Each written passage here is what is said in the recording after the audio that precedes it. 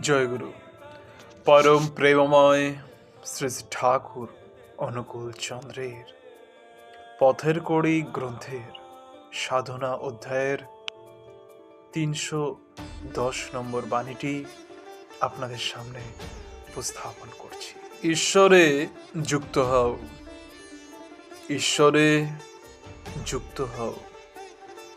যুক্ত হওয়ার তাৎপর্যই হচ্ছে সাদরে তাঁর পথে চলা, তার ইচ্ছাই পূরণ করা, আর চরিত্রে তাকে মূর্ত করে তোলা। তবেই তো সিদ্ধি। জয়গুরু, সকলে ভালো থাকবেন এবং সকলের কাছে শেয়ার করবেন।